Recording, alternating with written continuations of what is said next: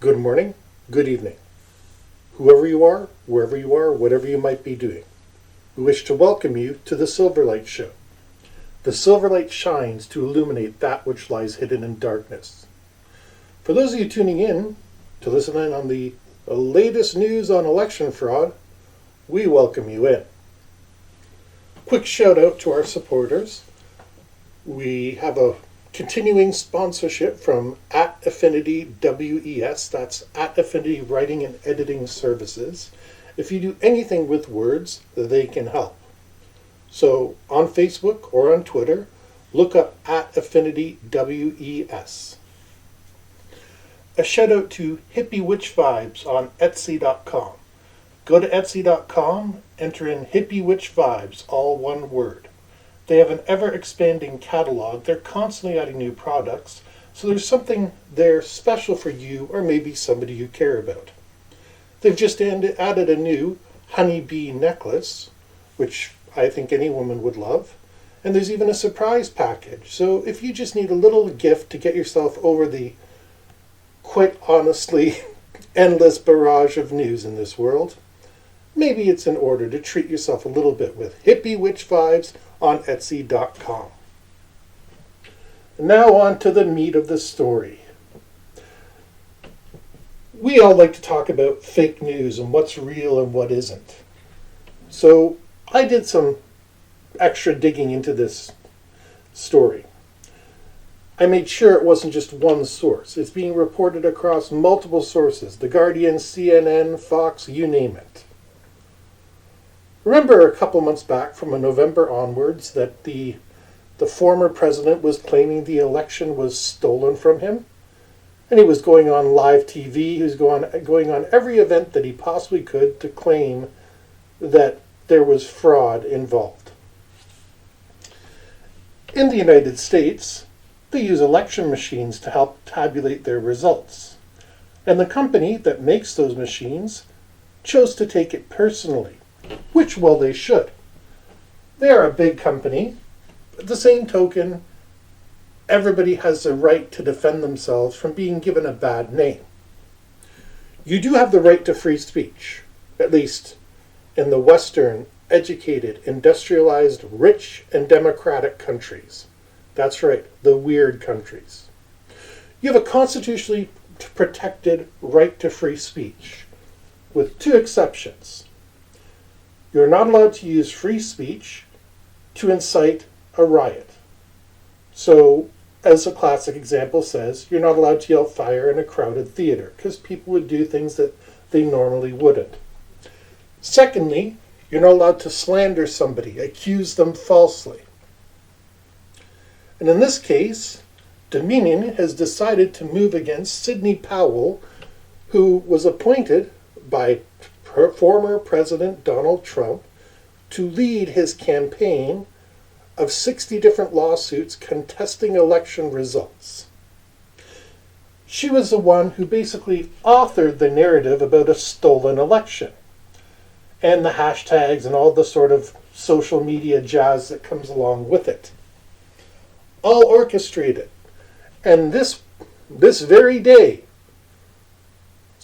March 23rd, 2021, this very day, we have learned that Sidney Powell is now claiming that no reasonable person would have believed her assertions of fraud in the presidential election.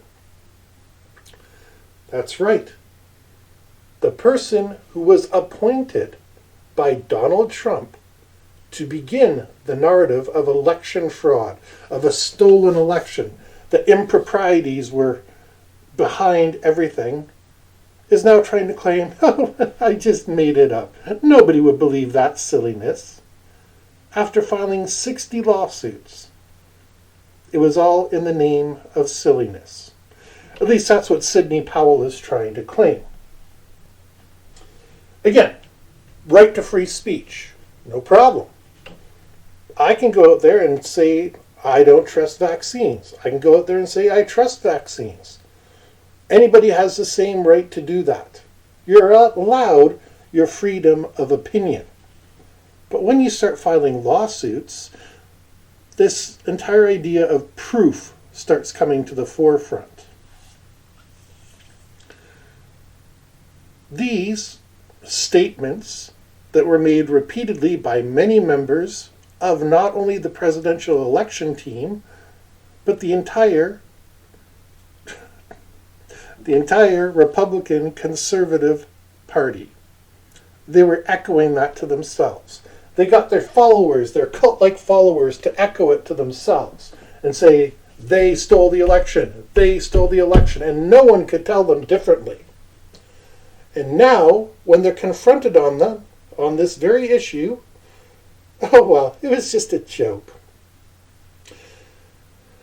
I'm a humorous person in real life. On this show, Silverlight will always be serious. In real life, I like a joke. And I like my jokes I like a lot of dark humor. I like things to go a little bit risque, but there's a certain point of taste in a joke. There's a certain point of taste in making up accusations. It's fine for you to tell your 8-year-old Santa Claus exists. It's fine for you to tell your 8-year-old on Halloween they're going to get candy because there's ghosts and ghouls and all sorts of things in the woods. That's not the reason why they're getting it, but it's something an 8-year-old can understand. But when grown, experienced, educated adults who have decades of experience in politics start coming up with a blatantly false narrative that they're now admitting, reasonable people wouldn't have believed that. It's all a joke. It's not a joke. And I, for one, am getting very tired indeed, of people trying to pass blatant falsehoods off as a joke. I didn't mean anything by it, except the 60 lawsuits that I filed. This is becoming a ridiculous excuse in the modern age.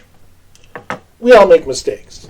I'm sure I've said offensive things on this show. I know I've said offensive things to people in person, and either they called me out on it or they were polite and let it pass. Because I'm not perfect. I've had bad days. I've had days where I've had a little bit to drink. I medically use cannabis, although to be honest, it tends to make me shut up, which I'm sure a lot of people would rather I was taking a little bit more frequently. But I said stupid things, and I've had stupid things said to me. Pretty chill guy. Let most of it go. But if someone accused me of falsifying anything, that's not a joke. Maybe in high school, somebody goes from 60% on one test to 90% on the other. As a joke, you can say, oh, okay, who'd you cheat off? Whose did you steal? Haha, good joke. You move on. That's friendly teasing. It's completely another to drag them in front of the board of inquiry and say, oh, this person was cheating, they stole their work and everything. I was joking. That board of inquiry would be coming down pretty hard on you. And Sidney Powells is finding that out right now. When she was in power and she was protected, she was willing to go on every talk show, every piece of media, and have all of her followers and everybody she could influence to do the same. There was a riot that was inspired by this. A literal riot where they broke into the White House and they were talking about potentially killing members of the legislature. And now it's a joke. Murder is never a joke. Riots and insurrection are never a joke. And this attitude that all of a sudden, oh, it's a joke, let's forget it, let's all be friends again, is one of the reasons that destroys the faith in democracy. In the Western, educated, industrialized, rich, democratic world, we have free press. And it's very easy to have a contrary opinion. Everybody likes to think the media is biased against them, but to be honest, the media runs whatever stories they think are going to get attention. If a cute little girl gets abducted, heck, they're going to push the panic button. It's going to be on every TV screen in North America, in Europe, you name it. Whereas some drug addicted person disappears. They didn't have a very good life. They were scrimping along. No one cares. Which one goes on the 6 o'clock news? The little girl. And that's because the news media isn't really there to report the news. They're there to get ratings, because based on ratings, they get their revenue. They can turn around to Kraft, Coca-Cola, PepsiCo, whoever you have it, and say, look, we get 7 million views at 6 o'clock. Do you want your product advertised on here? Give us money. So there is a tendency to run stories that are going to attract viewers, especially the ones that run first. That first 10 to 15 minutes of news, basically right till they get to the weather, are all just shock stories.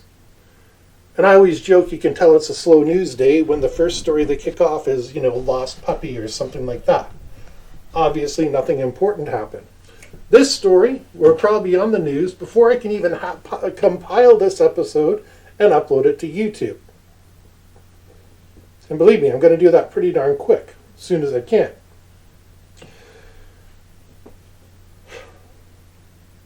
This is why we have a problem getting people out to elections.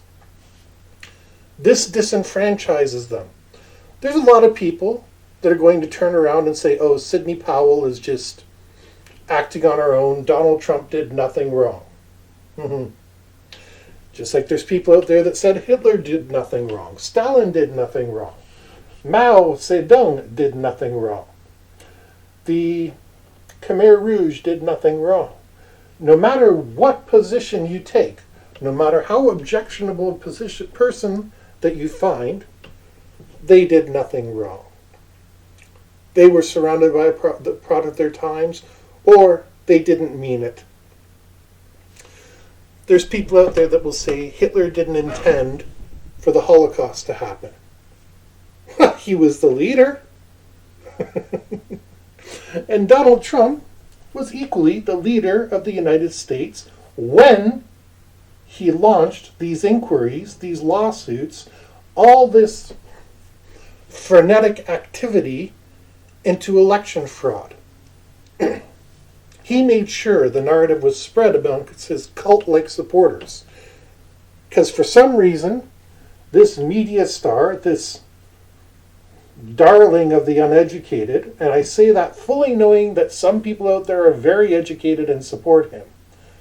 I don't, because I remember Donald Trump. When I was a kid growing up in the 1980s, his name was a bit of a joke for excessive spending, and then in the late 80s when he ran into financial trouble, about how somebody can grow so fast and fail so bad.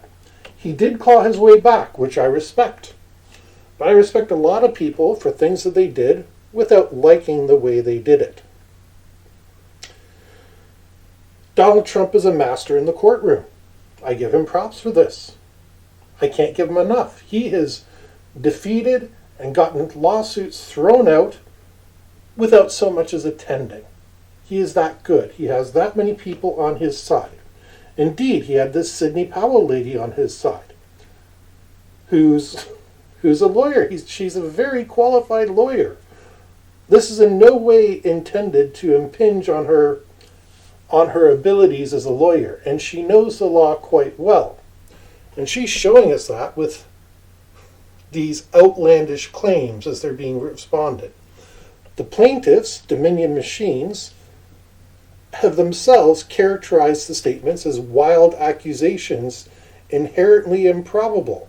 So if you're a lawyer, what would drive you to make a statement that you know is inherently improbable and even impossible?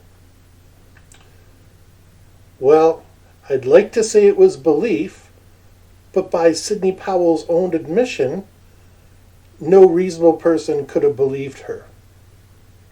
That's a hard one. In the book of, oh my goodness, Atticus Finch, To Kill a Mockingbird, Atticus Finch believes in due process. And that's why he defends his client, because he wants to make sure they get a fair trial, and he knows nobody else will do it. This is admirable. We can all salute that example. And the fact that this book is being run out of the country is deplorable. Yes, it's a time we would rather not remember. It's not a comfortable read, but it's an important read. I personally didn't much care for the book when I was younger.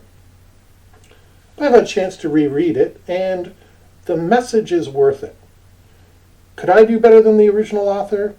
No, that's not really my area of expertise. The original author did a far better job than I could.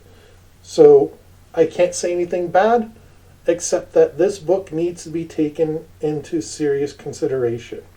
You might not agree with the process, and indeed, Atticus Finch never says whether he believes somebody is guilty or innocent. He just says they have a right to a fair trial.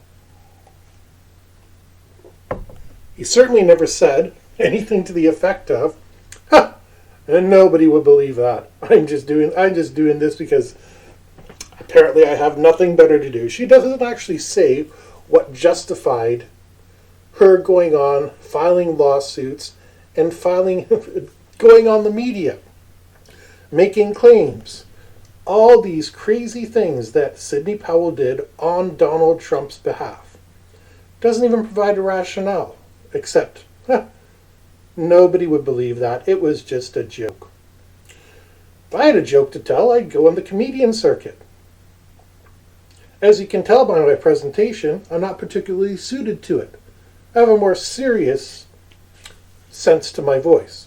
Or maybe you are listening to this and laughing, in which case, please continue laughing. At least I made somebody's day a little bit better. But I think most people out there are being pretty serious when they listen to this. Let's go back to the issue at hand. I'm sorry, but every time I think about her saying nobody would take it seriously, it drives me nuts. This is why people feel disenfranchised in elections. Because not everybody, but at least some of the Trump supporters who've been beating that bandwagon and saying Trump was screwed over, they killed his election, they stole it from him, hashtag stolen election or whatever it is. Some of them are now feeling pretty silly. And it makes the world more divided than it was. Because anybody who had spent time building that position in their life of saying Trump had the election stolen, and they dug in their feet, because that was their belief. I can respect the believers. They got taken in by a hype train, but the same token, that's what they thought was best for their lives. And I got no problem for that. Again, almost every country has right to freedom of speech and right to freedom of opinion. These people were taken in by a lie that was intended to manipulate their opinion and to drive them into a riot, into a frenzy, to demand that Donald Trump not have the election results matter because they were stolen. Rules don't apply to him. And they were determined to do anything they could to falsify that information in the minds of their voters.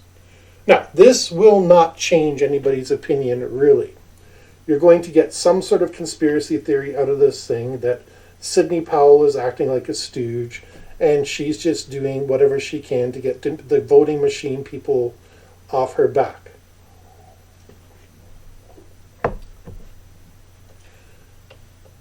So next election, thank God we got a couple of years between now and then, at least in the United States. In Canada, it's a different story, and in Mexico, it's a different story. Next election, people are going to look at this circus that is happening in the United States. They're going to say, hey, how can we trust our election results? Up here in Canada, they do elections the old-fashioned way. You're given a piece of paper with the candidates listed on them. You fill in the ballot, who you want, you stick it in, you go away. End of story. Unless you're like me, in which case on occasion you'd like to refuse a ballot, which is an entirely different thing. I covered it earlier. But those people who believe in the system are now going to say, how can I trust that these people are there watching the ballots? And in truth, each party is allowed to appoint a member to go and oversee the counting of the ballots.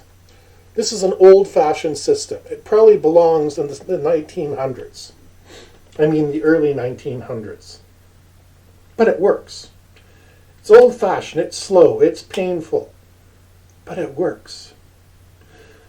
Some poor schmuck, actually two poor schmucks, have to sit there, and they're paid for their time, not a whole lot, but they're paid, have to sit there all day, and at the very end they have to dump the ballot box out in front of all these witnesses, pick each vote up, show it to the witnesses, and say, okay, this vote is for Liberal Party.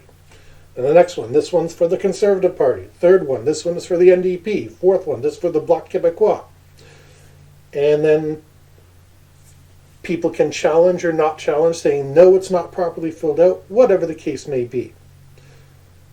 There is the opportunity to stuff the ballot boxes, but that exists in every system.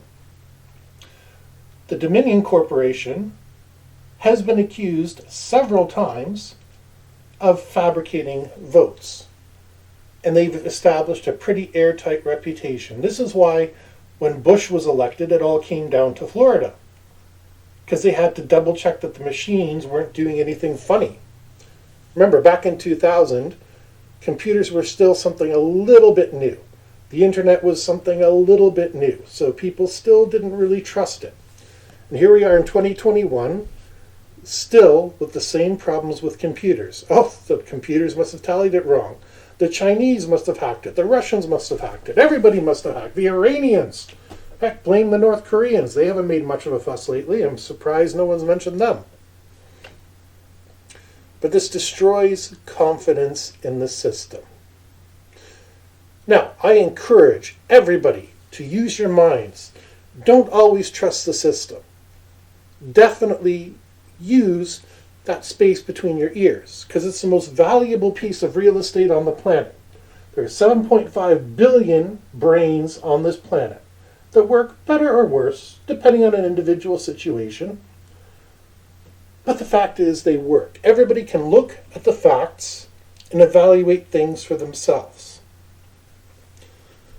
But when you're representing people at the highest levels, your brain needs to work better, faster, and more comprehensive. You can't just turn around and say, oh, it was all a joke after you've made an inflammatory statement. You need to watch what narrative you put on. Justin Trudeau, again, not one of my favorite people, not one of my least favorite people, kind of in the middle. He does a very good job at sticking to the middle. And some people get mad at him for that. I personally salute him because he's trying not to ruffle feathers on either side. We like the idea of a president in the movies turning around and saying, we are not going to stand for this. We're going to do this, we're going to do that, and we're not going to take it anymore. Works great in the movies. In real life, we've had the longest uninterrupted period of peace that mankind has ever known since World War II. Yes, we've had conflicts, we've had skirmishes, we've had things that we call wars, but nothing on the scale of World War I and World War II. And hopefully we'll never be talking about a World War III on this channel, although some people say that it's already happening and people are moving into place. If so, you can look at the Middle East. That's why I don't really like Western troops being stationed there, because it just gives them reasons to hate us. If you, wherever you live, were forced to stop at checkpoints being manned by foreign soldiers, and I don't care which other country it comes from, and those foreign soldiers could search your car, search your belongings, search your significant other's purse, wallet, whatever it might be, and then decide whether you'd be allowed any further, you get resentful pretty darn quick. It's one thing to be visiting another country and them to put security measures on you. It's completely another to be in your own country and have security measures imposed upon you. And again, supposedly we're the good guys.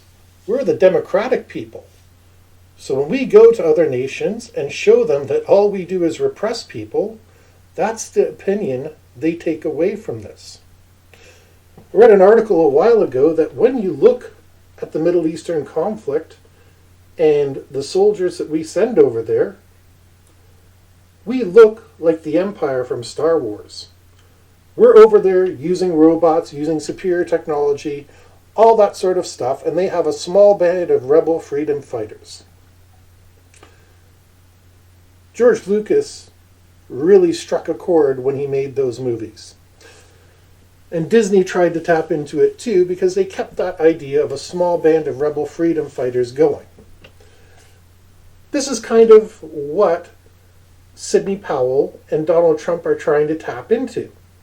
That they have that small band of rebel freedom fighters going, keeping everything good and safe against the evil empire. Now, whether it's true or not is entirely up to you. But like I said, in the Middle East, they see that when the B-52s come over and blow up all their farms and their houses and all that sort of stuff.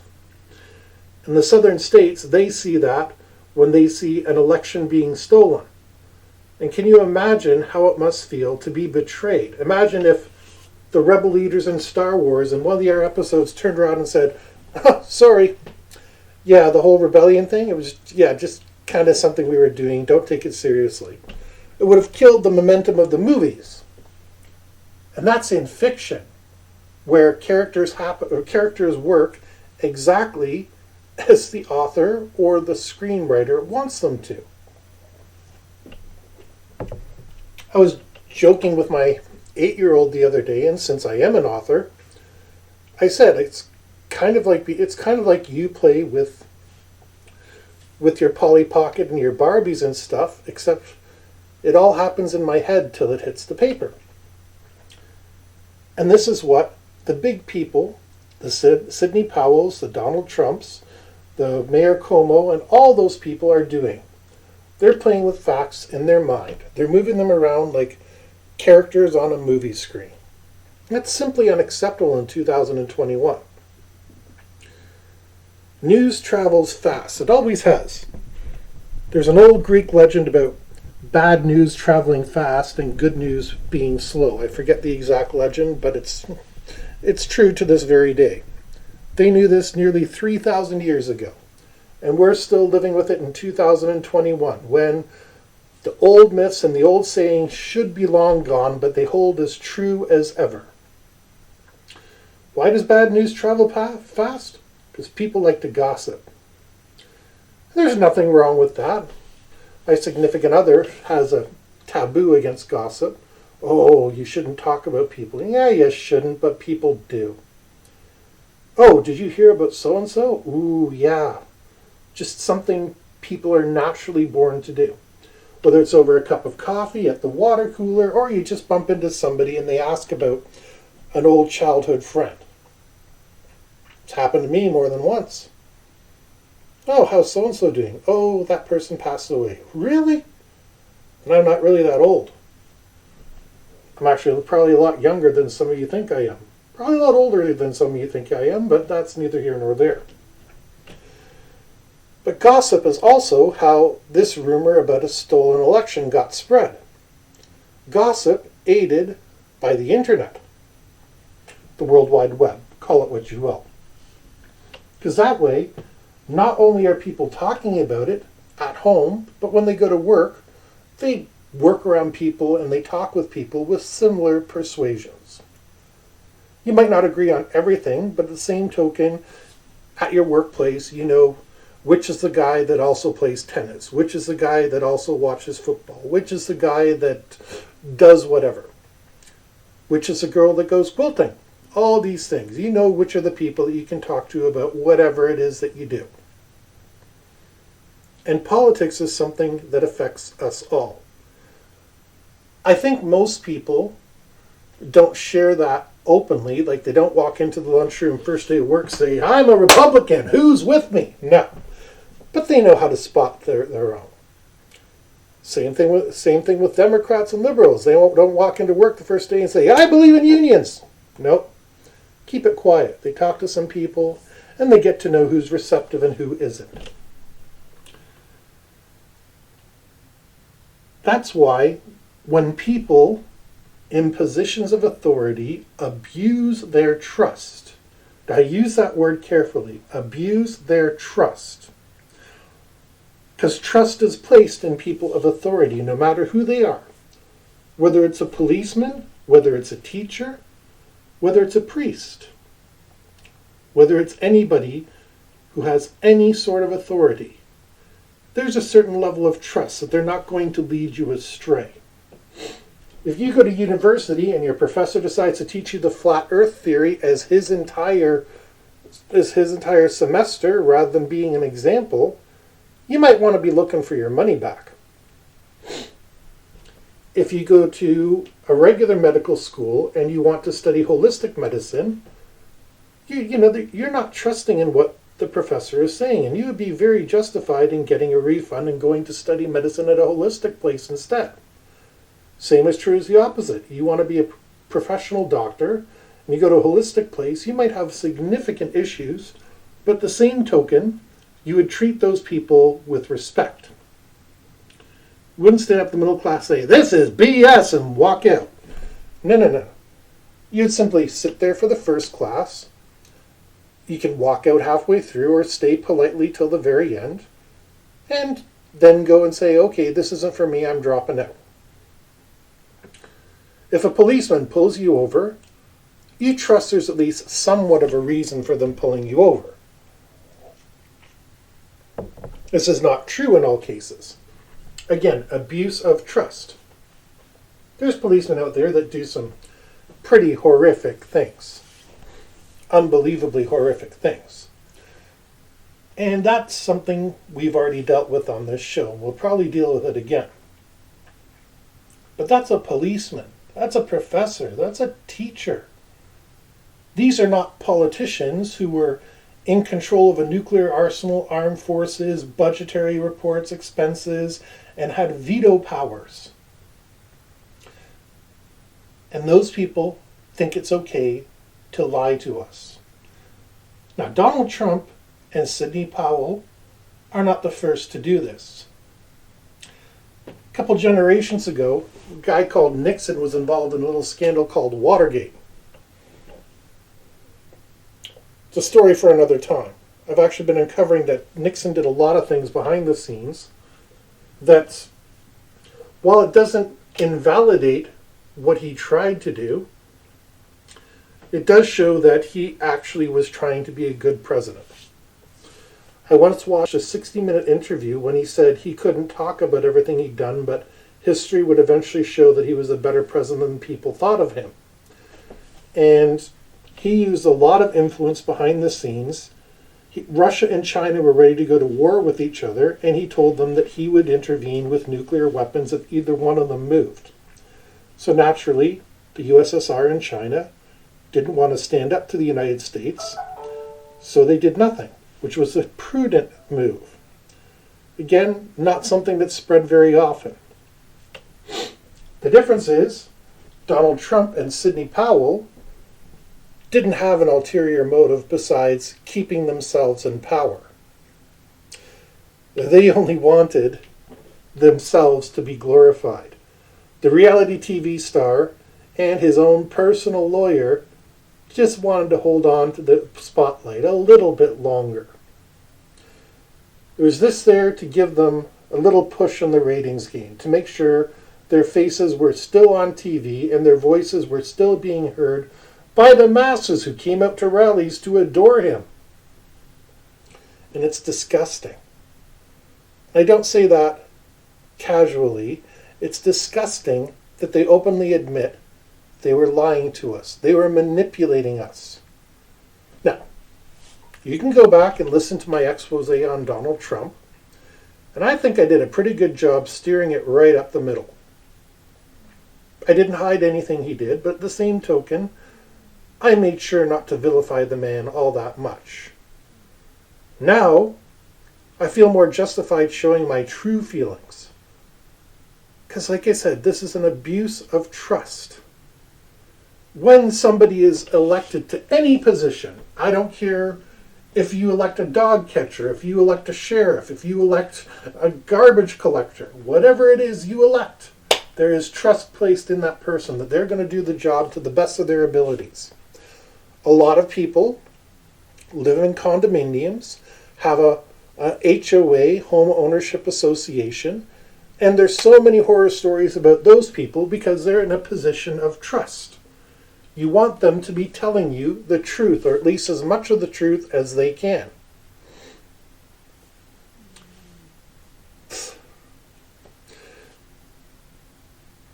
When you can't trust the people who told you to trust them with power, who can you turn to? I know I just spent an hour, not very long ago, saying that the system wasn't in trouble and wasn't going to collapse in the next 50 years. Believe it or not, I stand beside that opinion. This is going to be a black eye for a lot of people, but it's going to be forgotten.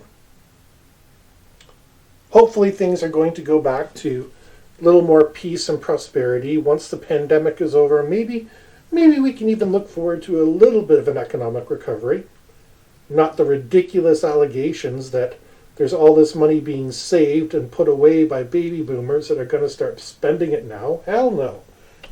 People start hoarding money because they think things are bad, and we're not getting out of that for 5 to 10 years.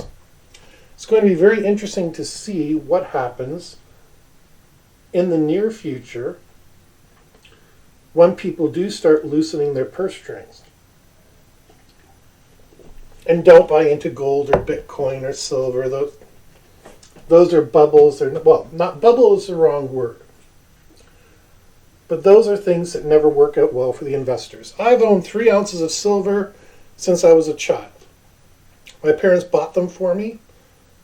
I think they were $7 at the time, and today, several decades later, at least 3 decades later, silver is clocking in around $30 to $40. That's not a lot of profit year over year.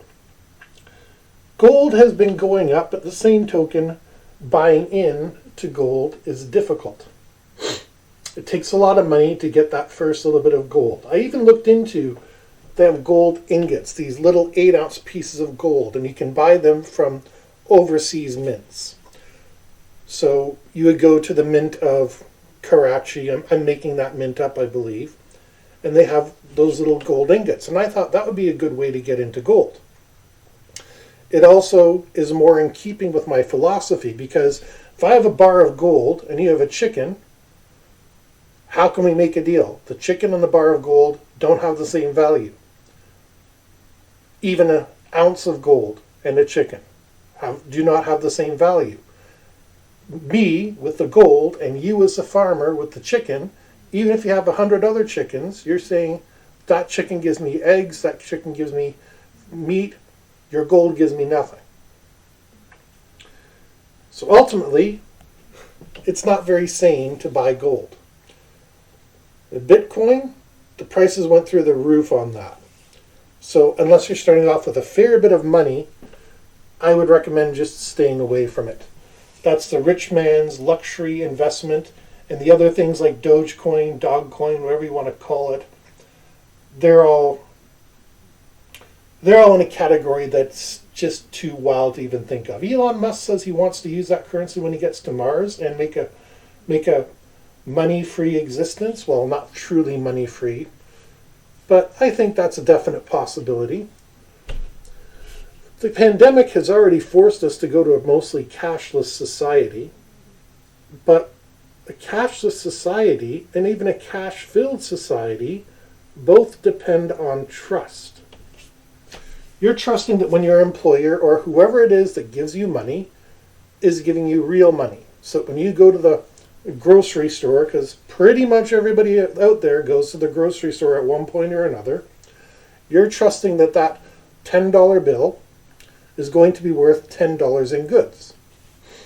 You're not expecting the person behind the counter to say, oh, that $10 bill and the $10 bag of chocolates that you have, yeah, that $10 bag of chocolates is now worth $12 because inflation went up. No, you're trusting that the price remains the same from the point that you pick up the chocolates and get to the cash register. This is why politicians and ex-politicians have to be men of respect. Jimmy Carter, despite the fact he was attacked by a giant swimming rabbit, despite the fact that his presidency was not the most glamorous, has always maintained himself with a dignified aura. And he speaks very slowly and carefully.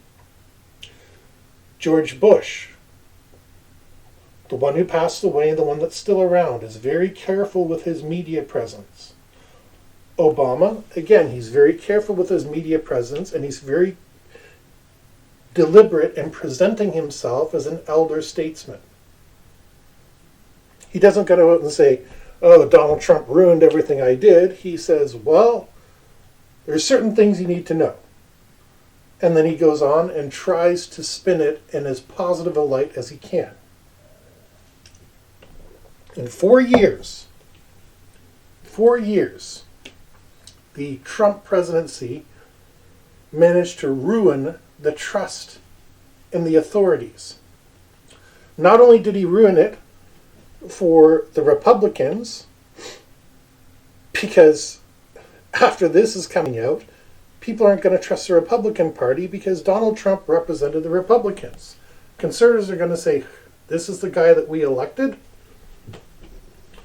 Mind you, they'll regroup. They have 4 years to plan their strategy. And for the liberals, the Democrats, they're also equally betrayed because they're sitting there saying, how did this guy get in the first place? Well, because they chose to run Mrs. Clinton. And there was a no-win situation there for the United States. The winner of the election should not be the shiniest of two turds. And that's what happened back in 2016. It was regrettable. There was no way either one of them should have been close to the presidency. But they gave us two old boomers, and what do we get? And I'm not insulting boomers here, I'm just saying. They've been well past their prime for a long time. So we had one old person running against the other old person who was one of their closest friends in real life. And there was no good that was going to come out of either one of them. Now, in 2021, we're living with the decisions. We are sitting here with the decisions that were made over the past 4 years, suffering through a pandemic, which was denied that it existed, which the president himself was saying how we didn't need any sort of countermeasures against it, while he was secretly going behind the scenes and getting his own vaccine shot. That's how trustworthy Donald Trump is. He tells you one thing, no, don't get the vaccine, and then he goes and gets it. And what makes me curious is that supposedly he had already had COVID. He was supposedly sick with it already, but he still got the vaccine. So one of those two facts doesn't add up. And since we're talking about abuse of trust, we have to really start questioning what the real story is there. I don't have any particular insight into that other than his doctors probably ordered him to do it. But here's a man who literally, for a living, goes around, meets new people, and shakes their hands, not wearing a mask, telling people to ignore a worldwide emergency, and he's just quietly sitting there, defying everything and making it look good for the public. He's got millions of supporters worldwide, if not billions of supporters. But then, so did Hitler. So did Stalin. So did Mao Zedong. So did countless other people who do nothing but destroy things for the people that they represent. Now, I'm not saying Trump is a Hitler. I'm not saying Trump is a Stalin. I'm just saying Trump is a showman. It'd be like electing the Ringling Brothers or Barnum and Bailey or Ripley, any one of those people, to the office of president. You get what you pay for. And in this case, you paid for a showman. And he gave you a show. He gave us 4 years of constant topics and controversy and things to break up friends. It was disgusting what went on. But that's what he wanted. The Illuminati wants us divided and fighting each other. Donald Trump won the election because he was the best president to make us fight against each other. Hillary Clinton would have caused a lot of controversy. But Donald Trump, controversy is his middle name. As a friend of his says, controversy creates cash. Eric Bischoff, friend and employee of Vince McMahon. And Vince McMahon is very close with Donald Trump. Now Donald Trump is sitting back. What do you think he's lost over the past 4 years? Not much. It might happen. Now they're investigating him, but at the present time, not too much is going to be different for him. He's living in his luxury accommodations with his luxury wife and his kids that he wants to have around, and that's exactly the life that he wants. He's getting older, and he has a life that is to be envied in terms of material possessions. The scary part is he believes himself. Sidney Powell might be saying, oh, reasonable people wouldn't have believed her assertions. And I keep repeating that quote to get it burned into your head, because reasonable people wouldn't believe the election was stolen. Meanwhile, Donald Trump probably does believe it on some level. He's a convincing speaker, and convincing speakers have to buy into what they're telling you, what they're selling you. And every speech is an attempt to sell an idea to you. Whether you agree with it, whether you don't agree with it, that's the entire purpose of eloquent speech. For thousands of years, speech writing was one of the most important parts of the school curriculum. Rhetoric. We approach the idea of rhetoric as though it's a bad thing these days. But the masters still study it. Donald Trump is a master of it. Just casually on Facebook for the past little bit, I've noticed people started marking themselves as patriots. This has been going on for a few years. And it's not that people were not patriotic before. And it's not if you don't put it down on Facebook you're not a patriot. But it's something they want to advertise about themselves. They want to sell you on the idea that they're a patriot. Patriot means many things. And as Sir Oscar Wilde said, patriotism is the virtue of the vicious. I believe in loyalty to a country. I've served my country and I've served it well. But it's a good thing to be proud of your country when it's not doing messed up things like this. Your country wins gold at the Olympics, by all means celebrate. Your country launches a rocket to the moon, by all means celebrate. You should be proud of that accomplishment. Your country goes to war? It depends on the reason. But at the same token, most of the time, any justified war, you should support your country. But as I alluded to earlier, since World War II, there have been so many unjustified wars. Korea, arguably justified. Vietnam, probably not justified. The first Gulf War, we'll put that in the maybe category. Afghanistan and the second Gulf War, totally unjustified. And not for the reason that everybody says of oil, but just simply because of humanitarian reasons. I should probably do a full episode on the Second Gulf War at some point to illuminate those differences, but it's beyond the scope of this. The common factor in all of this is the abuse of trust. We went to Vietnam because of the Gulf of Tonkin incident, where supposedly a United States ship got shelled and bombed, when it turned out that was a lie. It was friendly fire.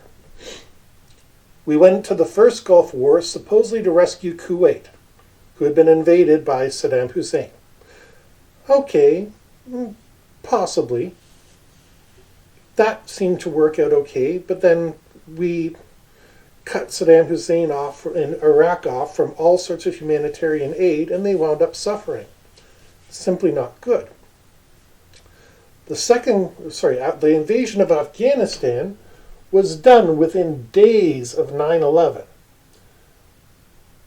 Saddam Hussein was not even in Afghanistan, but they had to show the American people, that they were doing something, so the bombs dropped. The invasion of Iraq to remove the weapons of mass destruction.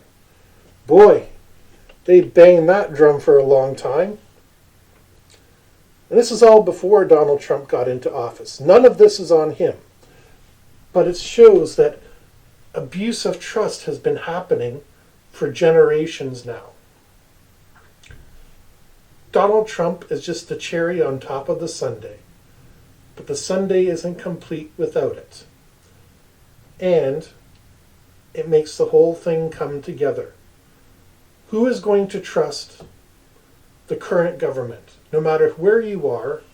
And this is all because of the debacle that Donald Trump has made in the United States. Who can trust anybody now that Donald Trump's right-hand woman, Sidney Powell, in charge of all his legal assets, says reasonable people wouldn't have believed her as her assertions were just simply ridiculous. Despite 60 lawsuits of her claiming that exact same stuff reasonable people could not believe. This will hurt us long term. Again, I think for the next 50 years, the United States is probably in a pretty comfortable position because everybody has their problems. But the United States has put a stake to the heart of the Western, educated, industrialized, rich, democratic nations. Because they all heard him. They worshipped him. And now that the chickens are coming home to roost, it turns out he was nothing more than a chicken himself. Let's just hope we don't get fried because that one chicken is winding up in the oven. We wish to thank you for listening to the Silverlight Show. As a reminder, we make our money off books that we produce, we sell, and they're available on Amazon. That's going to be changing soon. I'm releasing a couple more titles this year, and I might be expanding my reach beyond Amazon. I'll let you know. In the meantime, look in the link below. I'll have my link to my books, so that way you can support the channel. Every little bit helps. But most importantly, thank you for listening, and I hope everybody has a great day.